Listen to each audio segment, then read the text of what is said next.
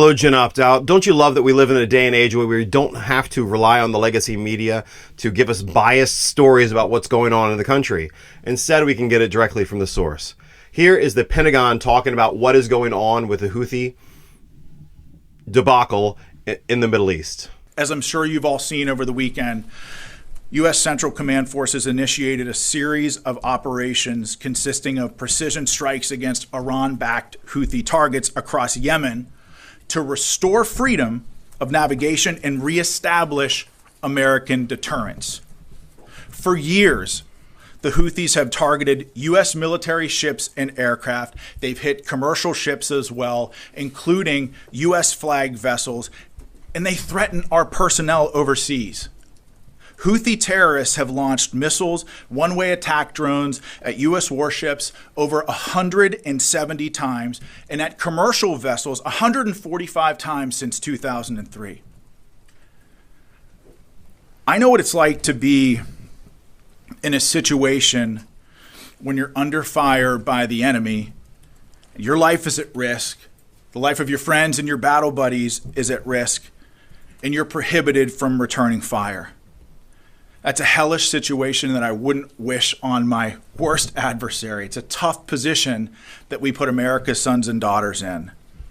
Under President Trump and Secretary Hegseth's leadership, we will defend our sons and daughters. If you shoot at American troops, there will be consequences. As President Trump and Secretary Hegseth have made clear, these actions by the Houthis will not be tolerated. In his first 2 days back at the White House, President Trump signed an order laying out a process to redesignate the Houthis as a foreign terrorist organization after the previous administration revoked their designation within weeks of taking office. Under the previous administration, America's enemies were emboldened and billions in frozen funds were unlocked for Iran. With President Trump and Secretary Hegseth's leadership, an era of peace through strength is back. We will use overwhelming lethal force until we have achieved our objective. With that said, and this is a very important point, this is also not an endless offensive. This is not about regime change in the Middle East. This is about putting American interests first. As I said over the weekend, there is a very clear end state to this operation. And that begins the moment that the Houthis pledge to stop attacking our ships and putting American lives at risk. Shifting focus to Africa, at the request of the federal government of Somalia, U.S. Africa Command Forces conducted collective self-defense airstrikes against al-Shabaab on March 15th. The airstrikes occurred about 150 kilometers northeast of Mogadishu, Somalia, and AFRICOM's initial assessment is that enemy combatants were killed and that no civilians were injured or killed. And so U.S. forces will continue to partner with Somali armed forces to take the fight to these terrorists and degrade their ability to plan and conduct attacks that threaten the U.S. homeland, our forces, and civilians abroad. Now on to Homeland Defense. President Trump and Secretary Hegseth have been very, very clear that border security is national security. We spent decades defending foreign nations' borders while our own U.S. borders has been invaded by criminal illegal aliens, human smugglers, drug traffickers, and transnational gangs. The Department of Defense is proud to defend our homeland and the territorial sovereignty of the United States. Although we've seen a 93% decrease in illegal border crossings, we will not stop until we have 100% operational control of our southern border.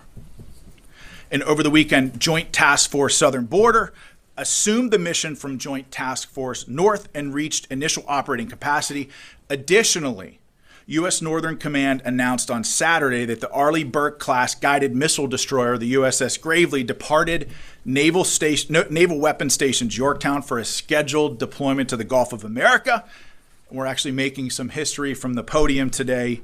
It's the first time we've recognized the Gulf of America in the Pentagon press briefing room, which is kind of cool.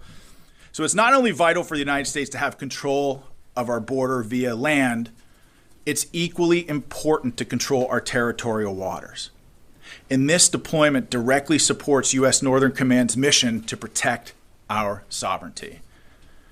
And lastly, Secretary Hegseth spoke with Qatari Minister of State for Defense Affairs, His Excellency Sheikh Saud Al Thani, to discuss operations to eliminate the Houthi threat to American commerce and restore American freedom of navigation. The Secretary acknowledged Qatar's strong partnership in addressing shared security challenges across the region, including Syria and the Red Sea. And with that, I'll turn it over to my counterpart, Grinch, for some more opening comments on CENTCOM strikes. General, the floor is yours. Thank you, sir. Ladies and gentlemen, thanks for the opportunity to provide you a brief operational update on our operations against the Houthis. On Saturday, the 15th of March, shortly after 1 p.m. Eastern Time, at the direction of the President, U.S. Central Command began precision strike operations against the Houthis to restore freedom of navigation and American deterrence. The initial wave of strikes hit over 30 targets at multiple locations, degrading a variety of Houthi capabilities. These included terrorist training sites, unmanned aerial vehicle infrastructure, weapons manufacturing capabilities, and weapons storage facilities. It also included a number of command and control centers, including a terrorist compound where we know several senior Houthi unmanned aerial vehicle experts were located. On Sunday, strike operations continued against additional headquarters locations, weapons storage facilities, as well as detection capabilities that have been used to threaten maritime shipping in the past. Today, the operation continues, and it will continue in the coming days until we achieve the President's objectives. The Houthis are not the main. The Houthis are not the main government in Yemen. They're kind of like the stepsister government. Just like in China, where they took out the dynasty, replacing it with the Republic of China, and then the People's Republic of China.